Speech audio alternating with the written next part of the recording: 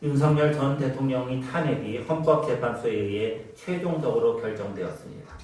박근혜 전 대통령에 이어 두 번째 벌어진 정치사의 비극입니다. 정치사뿐만 아니라 국가의 역사적으로도 비극이죠. 박근혜 전 대통령 탄핵 당시 폭력 시위로 4명의 사망자가 발생하는 비극적인 일이 일어났는데 아직까지 뚜렷한 폭력 시위는 발생하지 않고 있는 것 같습니다. 폭력에 의해 자기 의견을 정당화시킬 수는 없습니다. 언어 폭력이든 힘을 동원한 물리적 폭력이든 그 어떤 폭력도 합리적 수단은 절대 아닙니다. 또한 모든 국민은 예외 없이 헌법재판소의 탄핵 결정을 수용해야 합니다. 동시에 개헌과 탄핵 정국으로 인해 불안정해진 정치, 경제, 외교, 사회, 문화 등 각 영역의 빠른 안정을 위한 관심과 기도가 필요합니다. 아울러 60일 이내에 실시되는 대통령 선거를 통해 하나님 마음에 합한 사람, 국민을 사랑하는 사람, 헌법을 수호하는 사람이 선출되기를 기도해야 합니다. 나라와 민족을 위해 기도하고 관심을 가지는 것은 성도의 당연한 책무입니다. 우리가 성경을 읽다 보면 곳곳에서 마음을 강조하는 것을 볼 수 있습니다. 대표적으로 구약과 신약 성경에 있는 두 가지 예를 좀 들고자 합니다. 너는 마음을 다하여 여호와를 신뢰하고 내 명철을 의지하지 말라. 너는 범사의 그를 인정하라. 그리하면 내 길을 지도하시리라. 잠언 3장 5절과 6절의 말씀입니다. 잠언 4장 23절에는 이런 말씀도 있습니다. 뭐든 지킬 만한 것 중에 더욱 내 마음을 지키라. 생명의 근원이 이에서 남이라. 신약으로 넘어가면요. 예수께서 이르시되 내 마음을 다하고 목숨을 다하고 뜻을 다하여 주 너희 하나님을 사랑하라 하셨으니 이것이 크고 첫째 되는 계명이요 둘째도 그와 같으니 내 이웃을 내 자신과 같이 사랑하라 하셨으니 마태복음 22장에 기록된 말씀이죠. 너희 안에 이 마음을 품으라. 곧 그리스도 예수의 마음이니 빌립보서 2장 5절의 말씀입니다. 성경은 이처럼 마음을 강조합니다. 성경뿐 아니라 사람들도 일반적으로 마음을 중요하게 여기는 것 같습니다. 물질이 뭐가 중요하니? 마음이 중요하지. 너희 마음만 기쁘게 받을게. 이런 말들을 주위에서 종종 듣습니다. 이런 관점에서 성경을 보면은 마음만 강조하는 것으로 이해하기 쉽습니다. 물론 잘못된 이해입니다. 성경은 마음과 몸, 그리고 몸과 영혼, 육체와 영혼이죠. 이 둘을 동시에 강조합니다. 마음만 있는 것으로는 부족합니다. 몸도 따라야 합니다. 반대로 몸만으로도 완전하지 않습니다. 몸과 마음은 함께 일해야 합니다. 지난주에 본문으로 말씀을 들었어요. 오늘도 지난주에 이어 같은 본문으로 말씀을 듣는데 오늘은 본문을 다른 관점으로 보려 합니다. 본문은 몸을 강조하는 말씀입니다. 동시에 본문은 예배를 주제로 다루는 말씀이기도 합니다. 본문에 기록된 예배에 대한 말씀을 보면은 하나님은 예배를 긍정적으로 평가하지 않으시는 것 같습니다. 먼저 1절 하반절을 보세요. 1절 하반절을 보면은 해마다 늘 드리는 같은 제사로는 나아오는 자들을 언제나 온전하게 할 수 없느니라 라는 말씀이 있습니다. 제사는 지금으로 말하면 뭐죠? 내 예배입니다. 해마다 늘 드리는 같은 제사로는 하나님께 나아오는 사람들을 여기서 온전은 완전이에요. 완전하게 할 수 없습니다. 정기적으로 예배드리러 이렇게 매주일마다 여러분 정기적으로 이렇게 하나님 앞에 예배드리러 나오는데 이 예배는 하나님의 평가에 의하면은 이렇게 예배드리러 나오는 우리를 완전하게 할 수 없다는 것입니다. 이것보다 예배에 대해 더 부정적인 말씀은 5절에 나옵니다. 5절을 보시기 바랍니다. 어떤 말씀인가요? 하나님이 제사와 예물을 원하지 아니하시고 하나님이 예배와 예배에서 드리는 예물을 원하지 않으십니다. 이번엔 6절을 보세요. 어떤 말씀이 있죠? 번제와 속죄제는 기뻐하지 아니하시나니. 구약 레위기를 보면은 목적에 따른 제사 5가지가 나와요. 번제, 속죄제, 속건제, 화목제, 소제입니다. 여기 나와 있는 번제와 속죄제는 이런 제사, 예배의 종류입니다. 이 제사를 하나님이 기뻐하지 않으십니다. 6절을 현대적 의미로 재번역하면 아마 이런 뜻이에요. 하나님이 예배를 기뻐하지 않으신다. 5절에는 예배를 원하지 않으신다고 말씀하셨어요. 6절에 와서는 예배를 기뻐하지 않으십니다. 이 모든 것을 요약하는 한 절이 있는데 8절입니다. 8절을 함께 읽으십니다. 위에 말씀하시기를 주께서는 제사와 예물과 번제와 속죄제는 원하지도 아니하고 기뻐하지도 아니하신다 하셨고 이는 다 율법을 따라 드리는 것이다. 하나님은 제사와 예물 그리고 번제와 속죄제를 원하지도 않으시고 기뻐하지도 않으십니다. 우리 표현으로 말하면 예배를 원하지도 않으시고 기뻐하지도 않으신다는 것입니다. 여러분, 정말 하나님이 제사를 원하지도 않으시고 기뻐하지도 않으신 것일까요? 만약에 하나님이 제사를 원하지도 않으시고 기뻐하지도 않으신다면 심각한 문제가 벌어집니다. 어떤 문제죠? 제사를 만드신 분이 누구세요? 여러분, 제사 규정을 설정하고 우리들에게 주신 분이 누구세요? 하나님이십니다. 만약에 제사가 잘못되었다면 제사를 만드시고 허용하신 하나님이 잘못되었다는 말입니다. 제사는, 예배는 잘못되지 않았습니다. 아니, 잘못될 수도 없습니다. 하나님이 잘못되지 않았고 잘못되실 수도 없기 때문입니다. 그렇다면 하나님이 제사, 예배를 원하지도 않으시고 기뻐하지도 않으신다는 것은 어떤 의미일까요? 구약 성경은 자세히 보시기 바랍니다. 구약의 선지자들은 제사에 대해 수많은 경고의 소리를 외쳤는데 본문과 아주 유사한 외침이었습니다. 하나님이 제사를 원하지도 기뻐하지도 않으신다는 외침이었습니다.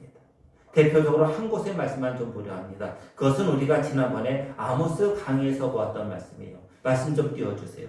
아모스 5장 21절부터 23절의 말씀인데 한 절씩 교독하십니다.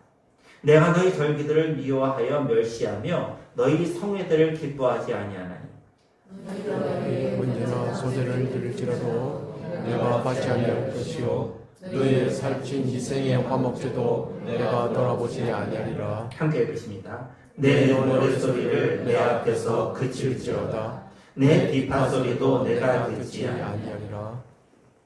하나님이 절기와 성회를 미워하고 멸시하며 기뻐하지 않으십니다. 이 말을 조금 더 정확히 표현하면 이런 말이에요. 역겨워합니다. 훨씬 더 생동감 있게 부딪히죠. 하나님이 예배를 지금 역겨워하십니다. 절기와 성회는 지금식으로 말하면 특별 예배입니다.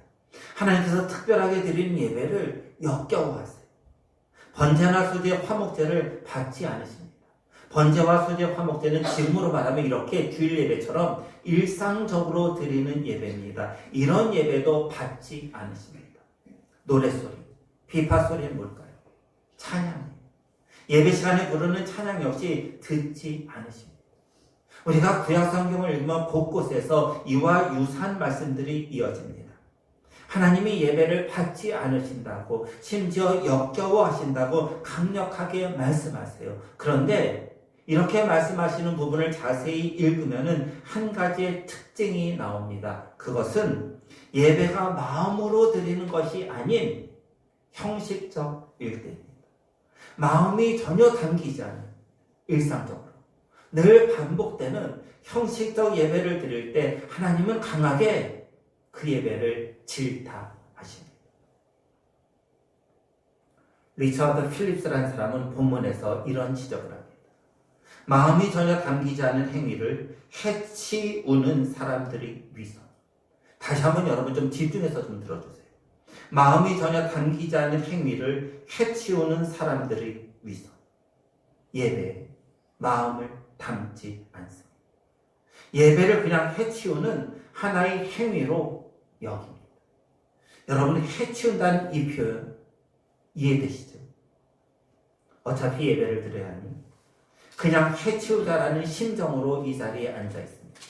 남편이 어차피 먹고 살아야 하니 오늘 일 그냥 해치우자라는 마음으로 직장에서 일한다.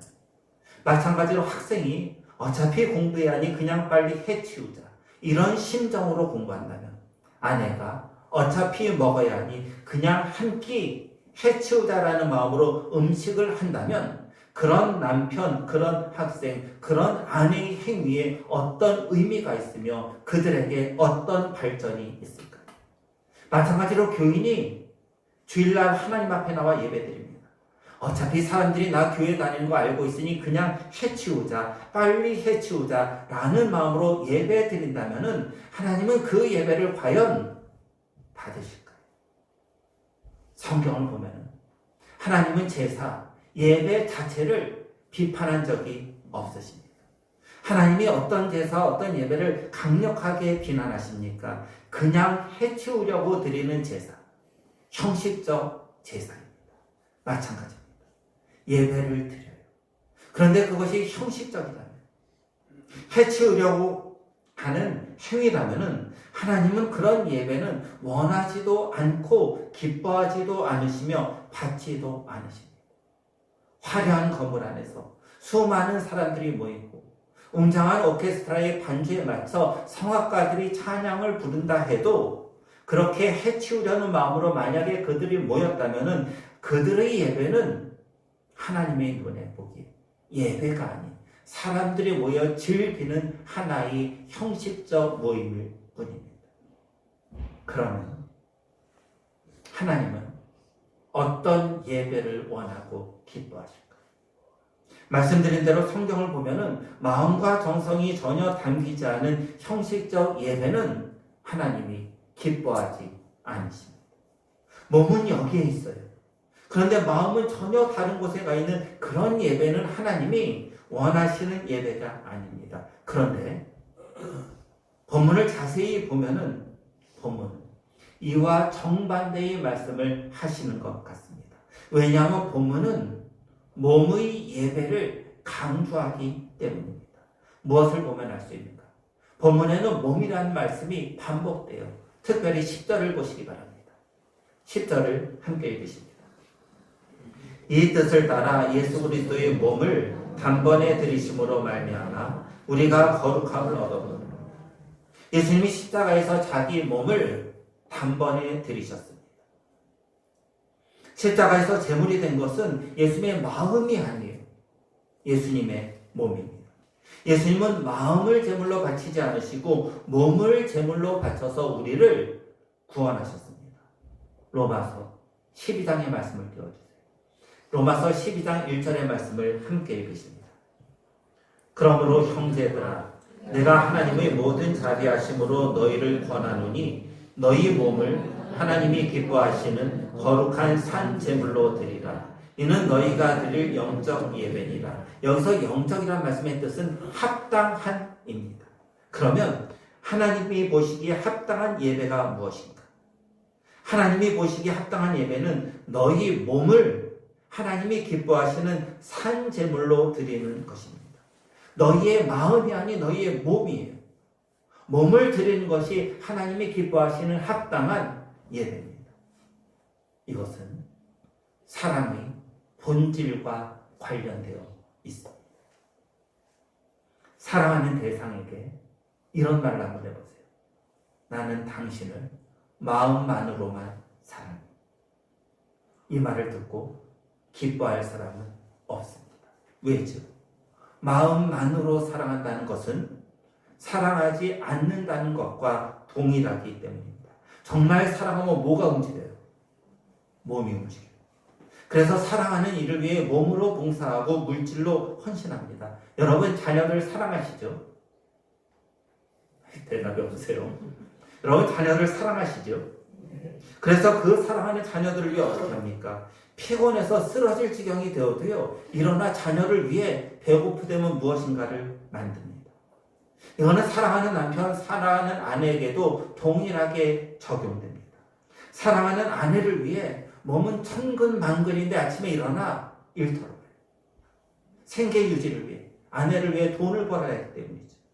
사랑하는 남편이 출근하는 걸 봐요. 그런데 내 몸은 지금 쓰러질 정도로 몸살로 고생하지만은 그 남편 위해 뭔가 나를 챙겨주려 일어납니다. 이것이 사랑하는 아내의 마음입니다. 그리고 이것이 사랑의 본질이에요. 본질적으로 사랑은 마음만으로 하는 것이 아닙니다. 몸에 헌신 없이 사랑은 완성되지 않습니다. 예배 역시 마찬가지입니다. 예배는 하나님을 사랑하는 마음으로 하나님께 최고의 경배를 드리는 행위입니다. 예배는 사랑의 본성, 사랑의 본질을 따르기에 그래서 예배는 몸으로 드리는 것입니다. 몸이 이 예배의 자리에 있어야 한다는 것입니다. 하나님을 사랑한다고 말하면서 몸이 예배의 자리에 오지 않는 것은 사랑의 본질적 관점에서 보았을 때 있을 수 없는 일입니다. 사랑하지 않는다는 것, 하나님을 사랑하지 않는다는 것과 동일한 표현입니다. 제가 간혹 어거스틴의 고백록에 있는 빅토리누스에 대한 이야기를 합니다. 빅토리누스는 어거스틴 당시 모든 학문에 박식하고 많은 철학 서적을 탐독하고 평가했으며 유명한 원로원들의 스승이기도 한 사람입니다. 사람들은 빅토리누스의 탁월한 가르침을 기념하기 위해 로마 광장에 빅토리누스의 동상을 세웠습니다. 지금도 그렇지만 당시에도 동상을 세우는 일, 자기의 동상을 세우는 일은 큰 명예였습니다. 빅토리누스는 우상을 섬겼습니다. 다른 모든 로마 귀족들처럼 신성 모독의 종교의식에 참여했습니다. 로마 제국의 백성들에게는 잡신을 섬기라고 말하기도 했습니다. 그러던 빅토리누스가 어느 날 성경을 읽습니다. 그리고 기독교 문헌을 열심히 탐구합니다. 철저하게 조사 연구한 후 친구인 심플리키아누스에게 공개적이 아닌 조용히 속삭이듯 이렇게 말합니다. 나는 이제 기독교 신자가 되었다는 것을 자네는 알아야 해. 심플리키아누스는 당시 사회적으로 유명하고 로마 제국에 거대한 영향을 미쳤던 빅토리누스가 기독교 신자가 되었다는 이 말을 듣고 전혀 기뻐하지 않았습니다. 그리고 아주 단호하게 친구에게 이렇게 말합니다. 나는 자네를 기독교에서 보지 않는 한 자네가 말한 것을 믿지도 않을 것이요. 또한 자네를 기독교 신자로 간주하지도 않겠다. 심플리키아누스의 말은 명확하죠. 자신이 믿는 것을 교회에 나옴으로, 즉 몸이 교회에 있으므로 네 말이 진실하다는 것을 증명하는 것입니다. 몸은 교회에 나오지 않으면서 마음으로만 믿겠다는 것을 인정하지 않고 또 그런 사람을 기독교 신자로 간주하지 않겠다는 선언입니다. 시간이 지나오는 날 빅토리누스가 갑자기 심플리키아누스에게 이렇게 말합니다. 자, 교회에 같이 가세요. 나는 기독교 신자가 되기로 결심해.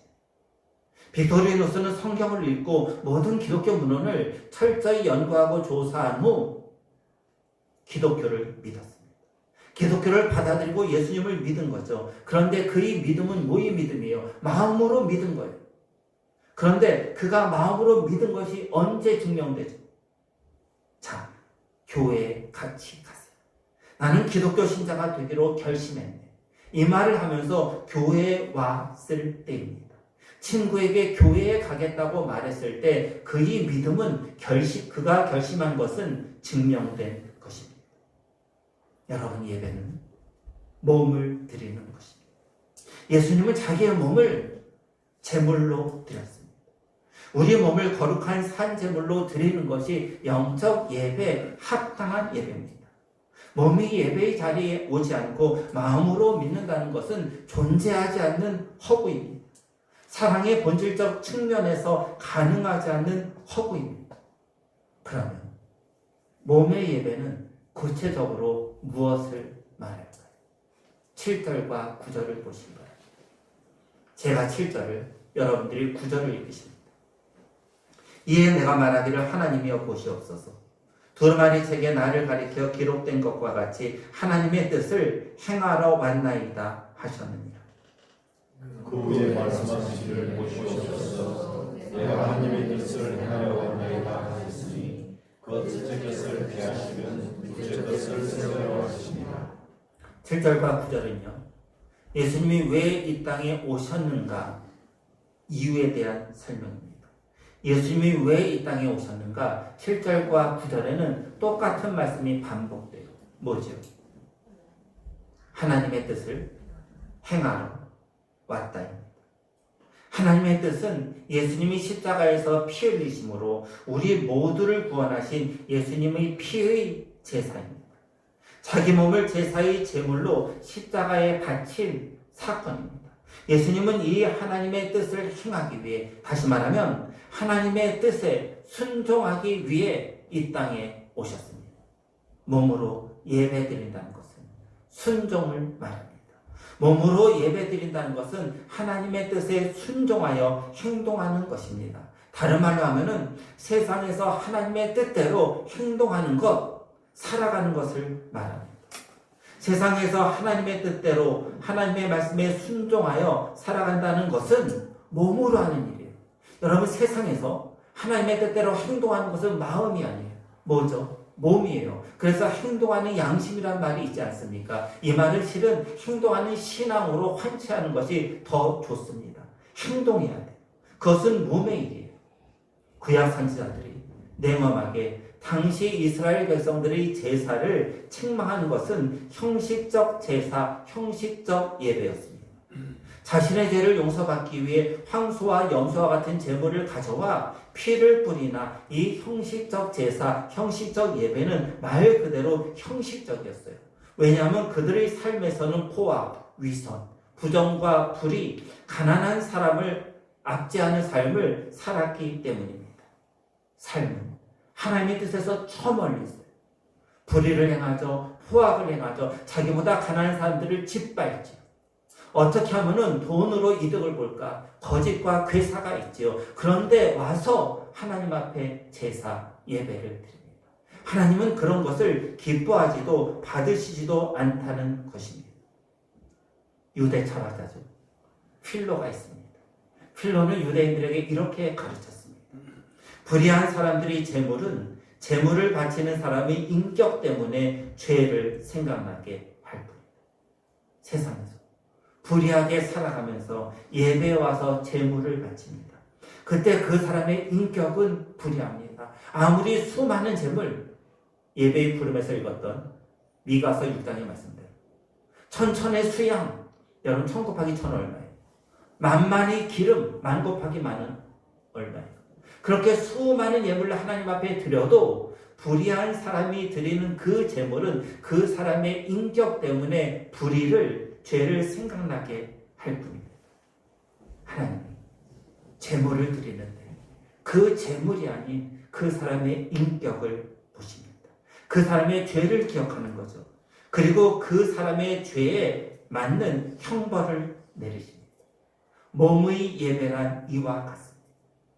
우리의 몸은 지금 이곳에 예배드리고 있습니다. 우리 몸은 지난 일주일 동안 그럼 어떤 행동을 했습니까? 의로운 행동인가요? 아니면 불의한 행동인가요? 하나님이 지금 우리 몸을 보실 때 어떤 것을 떠오르고 계실까요? 하나님의 뜻을 행한 것일까요? 하나님의 뜻과는 무관하게 나라는 이기적인 삶을 위해 그리고 이웃을 짓밟는 불의한 것을 행하지는 않았습니까? 예수님 마태복음 7장에서 이렇게 말씀하십니다.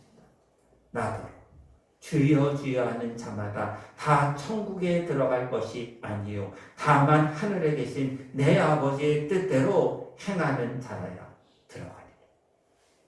사랑하는 성도 여러분, 몸의 예배를 드리시기 바랍니다.